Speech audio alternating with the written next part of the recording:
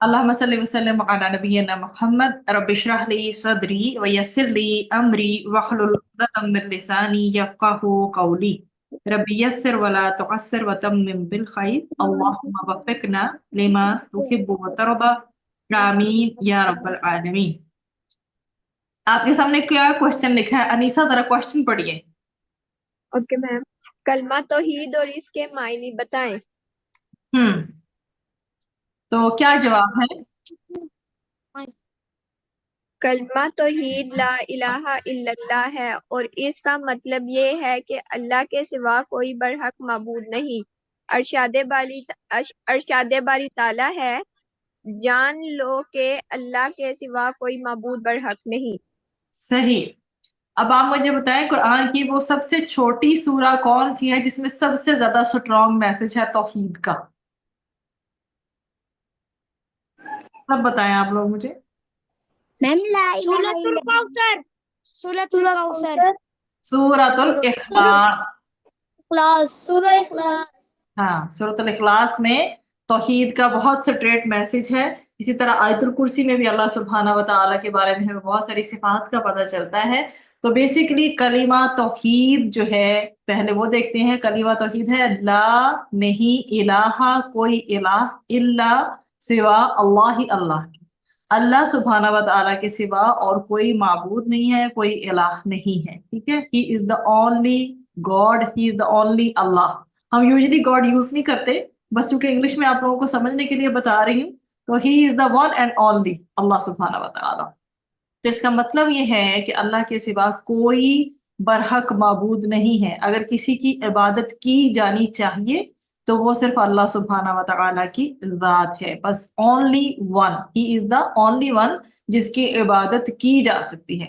इरशाद बारी तआला है सूरह मोहम्मद की आया नंबर 19 है, जान लो कि अल्लाह के सिवा कोई माबूद बरहक नहीं। ये आपको मालूम होना चाहिए, ये आप पूरा याद रखेंगे इसको।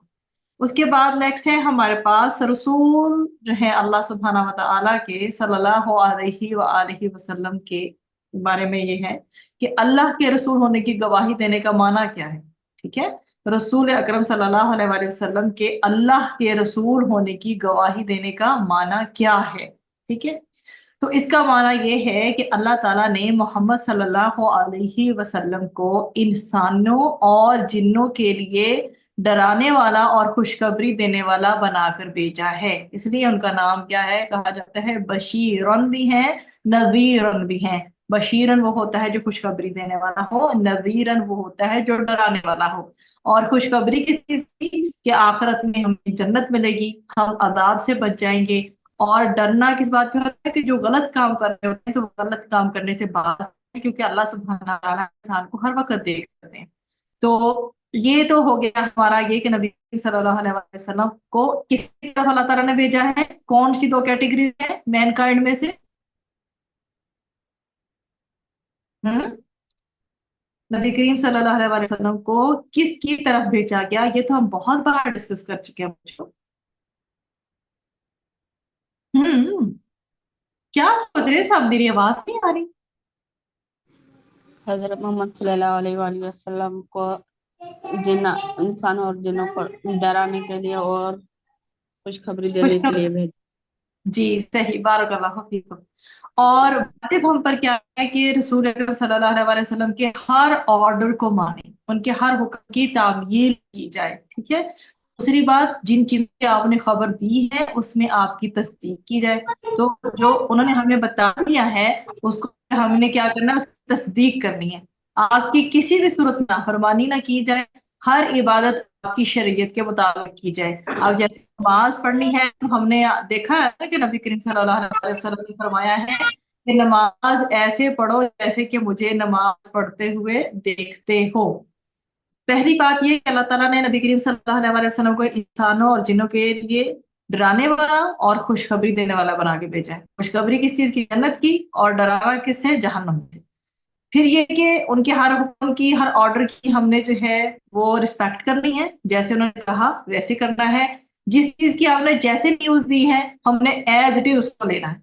और आपकी कभी भी डिसओबीडियंस नहीं करनी اور جو بھی عمل ہے، چاہے نماز، روزہ، زکوٰۃ، حج، زندگی کا کوئی بھی عمل ہے، وہ جیسا نبی کریم صلی اللہ علیہ وسلم نے ہمیں کر کے دکھایا ہے ویسا کرنا ہے۔ اس کے بعد ہمارے پاس اگلا کوشچن ہے توحید کی قسمیں کیا کیا ہیں؟ تو توحید کی 3 قسمیں ہیں۔ آپ کو ان کی جو ہے انڈرسٹینڈنگ بہت زیادہ ہو نہ ہو، لیکن آپ کو ان کے نام ضرور پتا ہونے چاہیے، but I will try my level best کہ میں آپ کو سمپلیفائی کر کے بتاؤں تاکہ آپ کو مشکل نہ لگے۔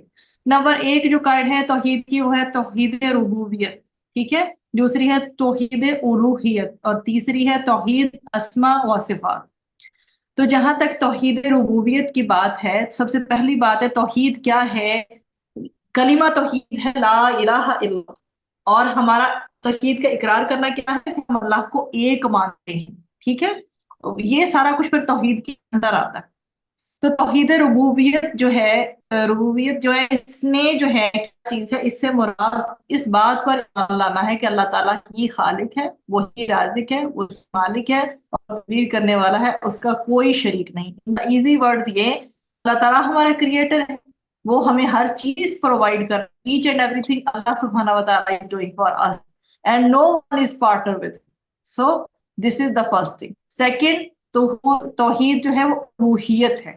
اس کے معنی ہے صرف اللہ تعالیٰ کی عبادت کرنے کے، اللہ کے علاوہ کسی کی عبادت نہیں کی جا سکتی، یہ جو ہے الوہیت کے انڈر آتا ہے۔ اور ویری ایزی، اگر آپ رکھتے ہیں اس چیز کو کہ ایوری تھنگ جو آپ کو پرووائڈ کی جا رہی ہے وہ اس کو پیدا کرنے والا بھی اور آپ کو پرووائڈ کرنے والا بھی اونلی ایک اللہ سبحانہ و تعالیٰ ہے، اور اس کا کوئی پارٹنر نہیں، تو یہ توحید ربوبیت میں آ جاتا ہے۔ اور جہاں تک الوہیت کی بات ہے تو اس میں اللہ کے سوا اور کسی کی عبادت نہیں کی جا سکتی، یہ بات آ جاتی ہے۔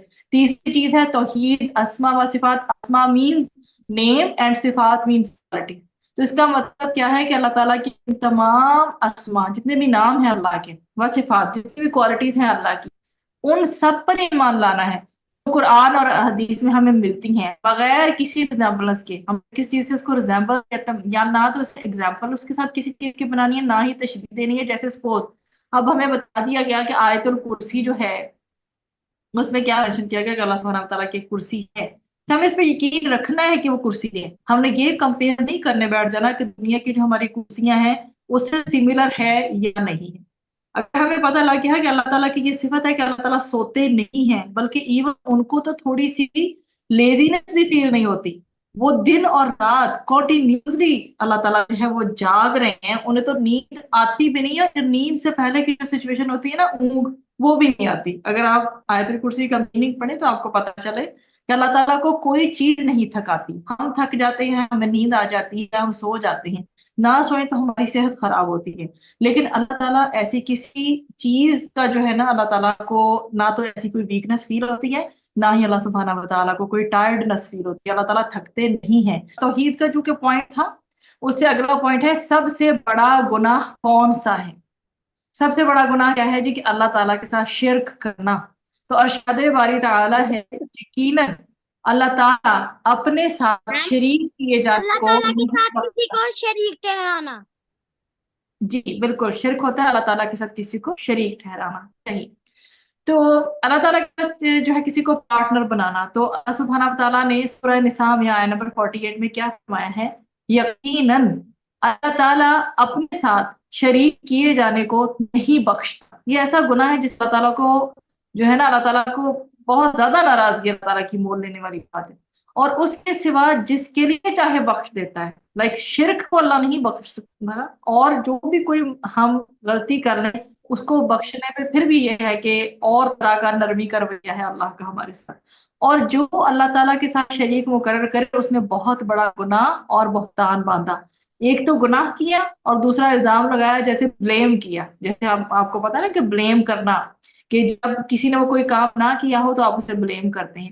تو اللہ کے ساتھ شرک کرنے کو سب سے بڑا گناہ کہا گیا ہے۔ ان الشرک لظلم عظیم، بے شک جو ہے شرک جو ہے وہ سب بہت بڑا ظلم ہے، بہت بڑا گناہ ہے۔ تو کیا ہے ارشاد باری تعالیٰ؟ یقیناً اللہ تعالیٰ اپنے ساتھ شریک کیے جانے کو نہیں بخشتا، اور اس کے سوا جس کے لیے چاہے بخش دیتا ہے، اور جو اللہ تعالیٰ کے ساتھ شریک مقرر کرے اس نے بہت بڑا گناہ اور بہتان باندھا۔